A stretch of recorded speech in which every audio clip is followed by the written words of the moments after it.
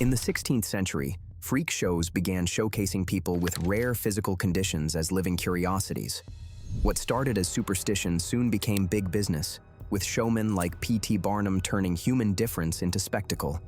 Today, we uncover 15 banned circus freaks whose real stories are far stranger than fiction. Before we start, hit like and subscribe for more incredible stories. Bill Dirks, famously called the Three-Eyed Man, was born with a rare condition known as severe craniofacial cleft, leaving a deep gap down the center of his face. Though he had only 2 working eyes, he painted a third one in the gap, creating a haunting illusion that captivated audiences. Throughout his life, Bill toured sideshows and fairs, earning fame as the man with 3 eyes. But behind the stage lights, he was known for his gentle, respectful nature, a quiet soul among the spectacle.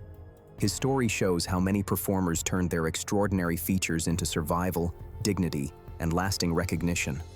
Prince Randian, famously known as the Snake Man or Human Torso, was born in 1871 in British Guiana without arms or legs, a rare condition called tetraamelia. Defying every limitation, Randian astonished audiences with his incredible skills, writing, painting, and even lighting cigarettes using only his mouth. His unmatched talent made him a major attraction in the Ringling Brothers and Barnum and Bailey Circus. Beyond the circus, he gained further fame through his appearance in the 1932 cult classic Freaks, which immortalized his legacy. Prince Randian became a powerful symbol of resilience and determination, proof that strength isn't measured by limbs, but by will. Daisy and Violet Hilton, conjoined twin sisters joined at the hip, began performing in sideshows when they were just 3 years old. Born in England in 1908, they were exploited from childhood, displayed at fairs and circuses while earning nothing from their own work. By 1927, they had become celebrated performers in the US, starring in vaudeville and touring variety acts. Despite years of mistreatment, the sisters learned music and dance, transforming themselves into one of the most famous duos in sideshow history. In the 1930s, they finally broke free from their guardians' control, taking charge of their own careers. Their remarkable journey even inspired the 1932 film Freaks, where they made a brief yet unforgettable appearance, cementing their legacy in circus history. Miran Dojo, born Arnold Gerrit Henske in 1912, was a Dutch performer famed for his unbelievable feats of endurance. He astounded audiences by piercing his body with swords, knives, and other sharp objects, without showing any signs of injury. His acts baffled doctors, who couldn't explain how he survived such performances unscathed. Dojo claimed he had trained himself to resist pain, making him a living medical mystery. On stage, he would stand calmly for long periods with blades running clean through his body, mesmerizing spectators. Tragically, in 1948, his career ended when he accidentally swallowed a needle, leading to fatal complications. His astonishing life remains one of the most mysterious and haunting stories in the history of circus entertainment. Cuckoo, famously known as the Bird Girl, was born in 1880 in Georgia with a rare condition called Virchow-Seckel syndrome, often referred to as bird-headed dwarfism. It gave her distinctive features: a small head, beak-like nose, and receded jaw. Embracing her unique appearance, she performed in a feathered costume with a plume tiara that highlighted her avian nickname. Her acts were mesmerizing. She danced with quick, fluttering movements and swung her arms like wings, perfectly mimicking a bird in motion. By transforming her differences into captivating art, Cuckoo became an unforgettable icon of the sideshow world, turning challenge into creativity and earning admiration for her grace and individuality. Pascal Pion toured the United States in 1917, famously known as the Two-Headed Mexican. While working on a railroad in Texas, a showman noticed the unusual growth on his head and saw opportunity. To enhance the spectacle, organizers added a wax mold, giving the illusion of a second face. For years, Pion performed at fairs and traveling circuses, captivating audiences with his mysterious appearance. After retiring, he reportedly underwent surgery to remove the growth and returned to a quiet life in Mexico. His story reveals how performers of that era used illusion and intrigue to captivate a world obsessed with the extraordinary. Johnny E., known as the man with no body, was a top attraction at freak shows from the 1930s to the 1950s. Born with sacral agenesis, a rare condition leaving him without the lower half of his body, Johnny defied limits with astonishing talents. He wowed audiences in circuses and shows, walking on his hands, performing acrobatics, and even playing basketball. His skill and determination challenged prejudices about disabilities, making him an inspiring figure. His acts showcased not just his condition, but his agility and creativity. Johnny gained independence, mastering feats deemed impossible for someone like him. Beyond performing, he pursued art, exploring painting and sculpture, and appeared in films, notably the 1932 horror classic Freaks.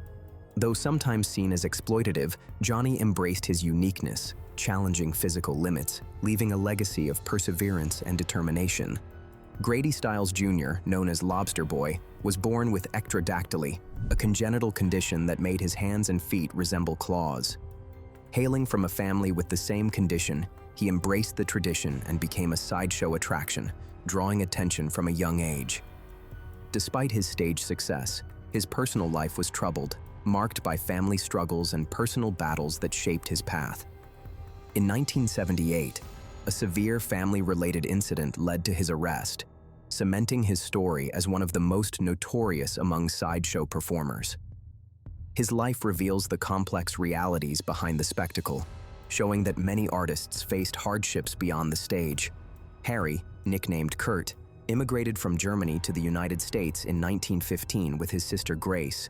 During this time, he worked for a man named Earles, who became pivotal in his life. Kurt adopted the surname Earles, forging a new identity. In the 1920s, his sisters Daisy and Tiny joined him, beginning a major chapter. Together, they became an unstoppable circus team, dazzling audiences with their talents and daring acts. Their innovative performances impressed even the harshest critics. Beyond entertainment, their journey showcased resilience and family unity. Over time, the Earles' name became synonymous with circus excellence, leaving a lasting legacy. Maryanne Beavenon was born in England in 1874 and led a normal life until developing acromegaly, a rare condition causing abnormal bone growth and altering her appearance. She had worked as a nurse and raised a family, but after losing her husband, financial struggles forced her into the entertainment world to support her children. Maryanne became a sought-after attraction at fairs and circuses across Europe and the United States, including the famed Dreamland in Coney Island. Her performances sparked public curiosity while providing her financial independence at a time when opportunities for women were scarce. Despite her hardships, she persevered, leaving a lasting mark on traveling show history until her death in 1933. Pip and Flip were twin sisters with microphyly, a condition causing skull deformity, a smaller head, and cognitive difficulties. Known as the Yucatan Twins, they were believed to be born on the Yucatan Peninsula. Performing in the Circus of Horrors, they charmed audiences with their joyful, pure nature. Despite hardships, the circus provided livelihood and belonging. They appeared in Todd Browning's film Freaks, highlighting the struggles of people with unique conditions and humanizing sideshow artists. Years later, they inspired the character Pepper in American Horror Story, Freak Show. Their story reminds us that people with microphyly or other conditions deserve dignity, empathy, and equality, overcoming past prejudices. George Shelley holds Kronie, a sideshow performer born with hypertrichosis, a rare condition that left her body covered in hair. Discovered as a child in Southeast Asia, Kronie was brought to the United States and promoted as a missing link between humans and primates, a sensational story crafted to draw crowds to traveling shows. During the 1890s and early 1900s, she became one of the most famous variety show performers, touring with the Barnum and Bailey Circus and other major attractions.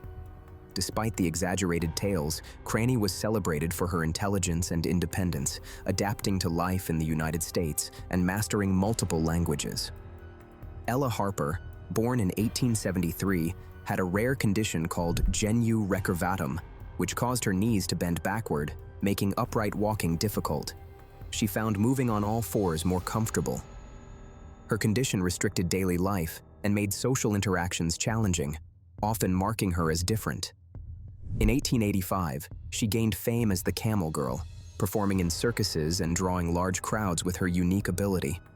Despite her hardships, Ella used her talent to support herself, becoming a symbol of resilience.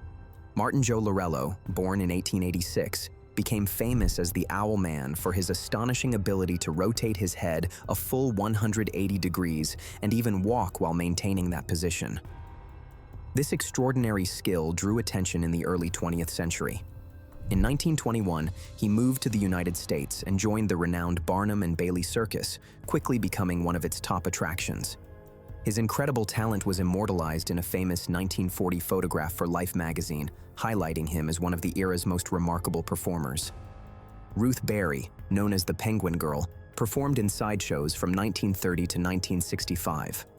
Born with phocomelia, a rare condition affecting all her limbs, her arms and legs were shortened and her fingers fused, giving a flipper-like appearance. Ruth traveled with circuses and fairs, showcasing her condition while demonstrating skills that defied her physical limits. Like many sideshow performers, she carved a living and earned recognition when opportunities for people with disabilities were scarce. Her presence captivated audiences, reflecting both fascination with physical differences and the resilience of those who turned their conditions into a way of life. That's it. Intrigued by these freak show legends? Hit subscribe and join us for more rare historical stories.